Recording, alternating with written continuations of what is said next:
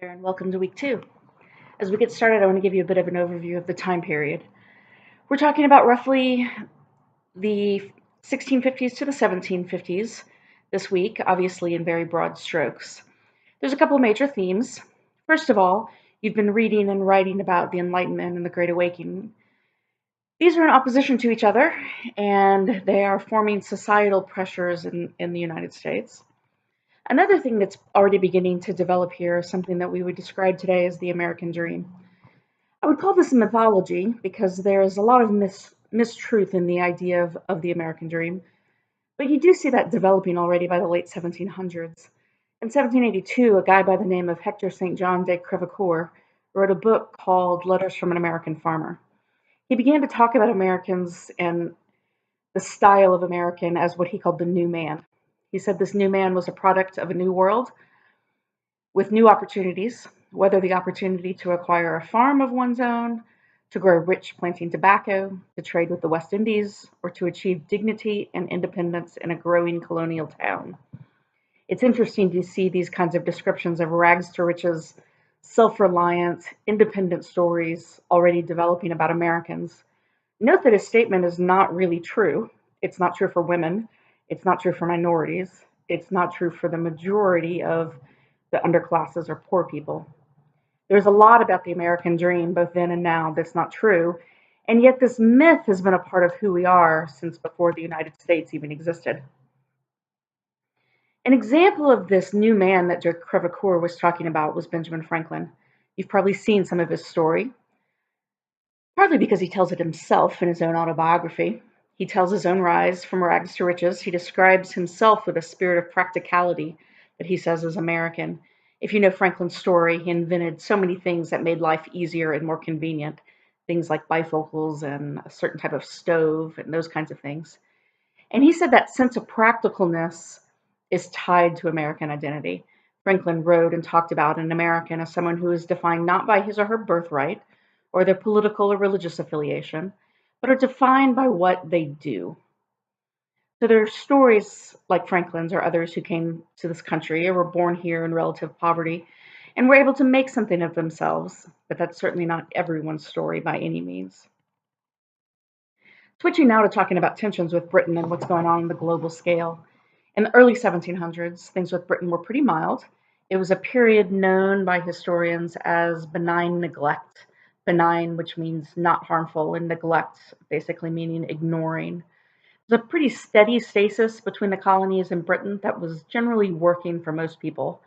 Wars are breaking out, however. We call it the French and Indian War. In Europe, it's called the Seven Years' War, which is ironic because it lasted 9 years. We won't spend much time on this, but keep the French and Indian War as part of a much larger global war that's happened.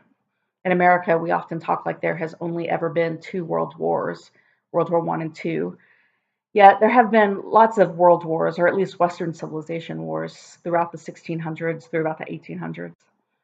The French and the Indian War plays out in the Americas. It's just a small part of this global war that's happening between England and France for the most part. It's called the French and Indian War because the British, including the Americans, were fighting against the French and the Indians. But even with the Indians, the natives, it's a complicated story because there were natives on both sides. So it's really poorly named, but the French and Indian War is the name that we're usually stuck with. The main result of this war is that it does begin to force the colonies to at least think about working together a little more closely. Benjamin Franklin calls for a meeting of the colonies, really for the first time. He invites all of the colonies to come together to talk about mutual issues. He calls it the Albany Plan because it met in Albany, New York. This is 1754. He is able to get representatives from most of the colonies together to talk about mutual defense. How are they going to protect each other?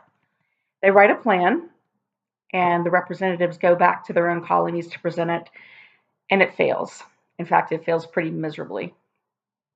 You have to remember at this point that we're really talking about 13 distinct and unique colonies. They're not confederate or united in any way. The colonies have different personalities, different economies, different governments, different ways that most people lived. There's not a sense of unity yet. As late as the year 1754, the idea of a revolution breaking away from the mother country doesn't even seem like it's on the horizon yet. It's actually quite amazing that within 20 years or so, we have generated enough momentum to make that kind of huge change. One of the reasons for that change is the French and Indian War. Historians often point to the year 1757 as a turning point. That's the year the war ended, and it's when the British government wants to start taxing the Americans more. From the British point of view, they've just fought a war to protect Americans. And I'm using the word Americans here, but remember, we're really talking about British citizens who happen to live in the Americas. So they had just fought a war to protect these citizens. Wars are expensive, so the idea of increasing taxation to help defend and protect the colonies seems reasonable to the British. I'll let you read in your textbook the details and the things that are happening there in terms of territories that are changing hands. Pay attention also to the skirmishes that are developing within what will be the United States. There are boundary disputes. There's Ethan Allen and the Green Mountain Boys. There are the Paxton Boys, who are a group of Scotch-Irish farmers who are upset that the government is not protecting them against the natives. All of these issues help point to the fact that there really is no sense of American identity developing yet. People just saw themselves as Virginian or Georgian or someone from Massachusetts, first of all, and British citizens, second of all, but really would not have used the word American to describe themselves. A final thing I want to mention here is an important part of the American mythology or the American story, and it's what's happening on the East Coast versus the West. Now, when I say the West here, I'm really talking about 200 miles inland. I'm not talking about California. I'm talking about Western Virginia or Western New York. The big cities are developing in the East, Boston, New York, others. And in those cities comes a sense of wealth, a reliance on trade and commerce, a more distinct partnership with England, because that's who we're trading with. In the West, there are mostly rural farmers. They are often self subsisting, meaning they don't need to trade with anyone. They grow or make whatever they need.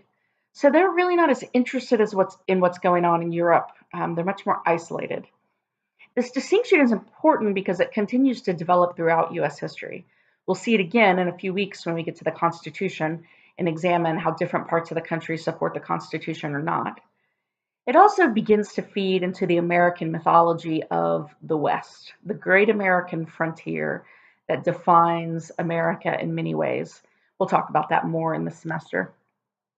Okay, I'm going to leave you with that.